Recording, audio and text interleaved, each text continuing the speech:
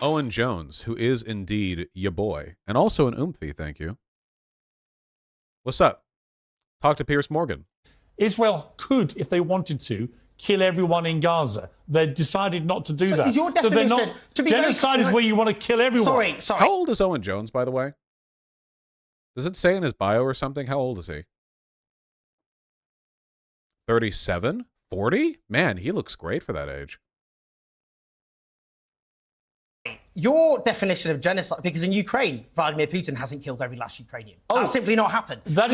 No, he hasn't. And nor has he stated his intention to do so, and nor as brutal and barbaric. Vladimir Putin, absolutely, by illegally invading a sovereign country.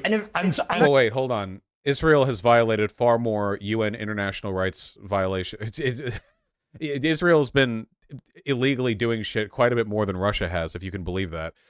Yeah, I said this before, and I do think it's a very important distinction, that if you take a look, while the behavior of Russia's government is undeniably genocidal, if you take a look at what they want to do with Ukraine, they almost certainly want to, like, Russify it. And what that means is not literally, like, person by person slaughtering every single existing Ukrainian and replacing them or whatever. It means killing a lot of them and mostly just destroying their culture, occupying them, and assimilating it into part of Russia. That's what Russia wants. Yeah, subjugation, you know, more traditional territorial claim stuff. That does involve a lot of death, and I'm not saying that death is permissible. I'm only saying that, like, the grand design from Russia does not include the literal, like, eradication of, like, all Ukrainians. Whereas it's pretty clear just from the open statements of Netanyahu's cabinet that that is precisely what they want to do in the Gaza Strip. Is this a debate between ethnic cleansing and genocide? Arguably, both are genocide, but let's expand our minds a little bit beyond the terms themselves, okay? Genocide has a wide set of definitions that I don't have a problem with referring to. For example, I think that Republicans are genocidal with regards to trans people here in the United States, but I don't think Republicans want to go door to door with, like, a trans detection machine and just shoot every one of them in the back of the head. The approach that Israel has taken in the Gaza Strip is fully eliminationist, which is distinct from what Putin is doing in Russia. Some certainly do. Yes, some certainly do. But the Republican government is not screaming that from the top of their lungs, unlike what is happening with Israel. Is it useful to consider one umbrella term under the other? The problem that I have with chat is that, like, people in chat are so eager to race to remind everyone that they know that a thing is bad that they can't engage with comparisons between those things. If ever you say, like, you know, I would think covering it for years would disqualify me from this accusation, but you can't say shit like this without being told you're being, like, an apologist for Putin or whatever. But the way Israel's government is handling the situation in the West Bank is absolutely distinct to the way Russia wants to handle things in Ukraine. Yes, Israel is the LeBron James of genocide. Thank you. Indiscriminately bombing anything in front of him. Indiscriminately bombing. Is waging a form of genocide. Wow. Indiscriminate bombing. Gaza. More than 2 Hiroshima bombs worth have been dropped on East London in the space of 5 weeks. Okay, let me ask you two questions. No, you said Ukraine. No, I'm going to have to put this to you. Okay. 15,000 people have now been killed now by the Israelis, estimate, in Gaza. 1 in every 200 people in Gaza have now been killed. If you were to adjust for population in 6 weeks, by the way, Ukraine, that would be 300,000 Ukrainian civilians. 300,000, there's been a terrible death toll. It's estimated by the UN, 10,000 civilians have been killed since February last year. In the space of 5 weeks, a country with a much, much smaller population has had a much higher, has had a death toll. Ukraine does have more civilian casualties than are currently listed. The Palestinians do as well. However, in terms of death rate, the proportion of those killed, absolutely, it's much, much, much worse than the Gaza Strip. It's just a much more dense area, much smaller. Higher officially than that in Ukraine. So how can it be? I'm going to answer. How can it be that you call that genocide, but when you have nearly half the entire civilian... Would you consider debating Piers Morgan? Oh, I'd love to talk to Piers Morgan. There's no way that would happen, though. Death toll of the Bosnian War in a country which is twice the size in terms of population, Why isn't that genocide, Piers? Well, I've just answered your question by saying if Israel wanted to commit genocide, they would simply so would Russia. They would vaporize. So would Russia. They would nuke Ukraine. Russia wants to take over Ukraine. Yes, and they want to take over Gaza. And it will kill any number of Ukrainians, men, women, and children in that process. The death rate. That it's able to. The death rate in Gaza is much higher. The only reason Again, this is just not true. Russia is comparatively light on indiscriminate civilian casualties with regards to Israel, mostly because it's almost impossible to be worse than Israel. Like, Russia's military is monstrously bad when it comes to the indiscriminate shelling of civilian centers, but somehow, in spite of that, Israel is actually worse. And that's purely just because they're that bad, you know? This very much is like a Hitler versus, like, double Hitler situation. You said Israel and you meant Ukraine?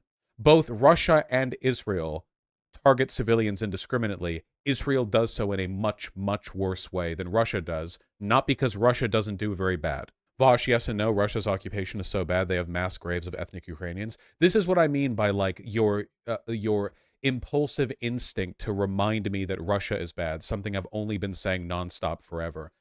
First of all, I know. Second of all, they have mass graves of Palestinians. Like, there are tens of thousands of dead Palestinians in just 6 weeks. Third of all, I don't know what information you feel you're at. You have an orange name. You've been here. You know how I feel about the Ukraine war. Yeah, it's also worth pointing out, of course, that Ukraine actually is capable of fighting back, whereas the Gaza Strip isn't.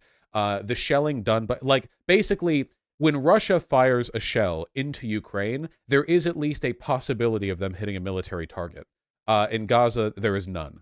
Vaush, the logic is a failure in itself. If Israel isn't committing a genocide, then neither did Hitler, so Israel loses their victim status and need for a Jewish... I don't know what the comparison here is. I don't think Piers Morgan would argue that Hitler didn't do a genocide. You mean because he wasn't fully eliminationist? I mean, he was. He just, like, got stopped a little bit before he could have killed all of them, I guess. Hasn't is that actually Ukraine has a large military supported by countries like the United States and is putting up one hell of a fight. Russia has nuclear. Israel has a large military supported by the United States. Weapons. Okay. And by the way, Ukraine gave theirs up. Russia has an armed force. Let me ask you. What? No, you've got to accept this. Hang on. No. I'm going to accept it. A far lower death rate. It seems like basically every conversation with Piers Morgan is just two guys interrupting each other. It's mostly Piers Morgan's fault, by the way. This motherfucker does not let somebody talk for like 2 seconds, you know?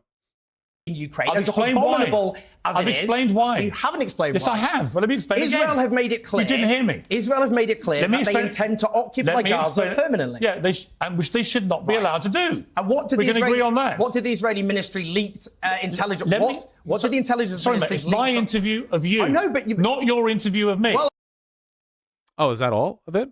I don't know how much of this I can go before I risk, like, DMCA issues or whatever. Owen Jones generally does a really good job. The Piers Morgan being, like, a hardline anti-Russia guy while also tepidly supporting Israel at this point is a really easy wedge to push him Israel on. could, if they wanted to, kill everyone in Gaza. They decided not to do that. Is your definition, genocide is where you want to kill everyone. Sorry. Your definition of genocide, because in Ukraine... Watch the full video. To be honest, I don't know if I really want to. Oh, it's simply not happened. No, he hasn't. And nor has he stated his intention to do so, and nor as brutal and barbaric... Vladimir Putin, absolutely, by illegally invading a... Why would it replay with the audio? Okay, whatever. Close that. It's been reported on live UA map that Ukraine has gained a foothold on the other side of the river. No kidding. The village they occupied is called Krinky. What a silly name.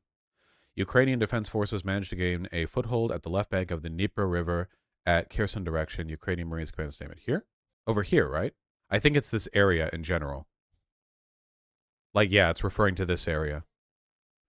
It's not a lot. They're harassing Russians and forcing them to pull forces, but it's not a full-on bridgehead. Yeah, but even getting a little bit of a foothold is the most action this front has seen in, like, what, 8 months? I mean, I assume that the bridge is blown, so they're not going to, like, just instantly roll over or whatever. We'll see, I guess. This is where the dam was blown?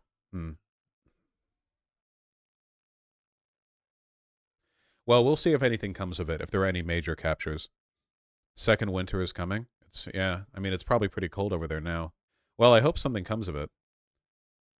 Right near Crimea, too. We just got snow today in Warsaw. Oh, nice. Why is the stalemate lasting so long? I thought they pretty much destroyed the Russian military. No, no, no. They never destroyed the Russian military. The Russian military has a ton of people and equipment. The problem also is that Russian military doctrine heavily focuses on like entrenchment and artillery positions, which tends to lead to like slow grinding battles. They also had a year to fortify and dig in. Yeah, yeah. Well, we'll see if anything comes of it. Bad vapors in Seattle. I have a cold. Here, hold on. Babies.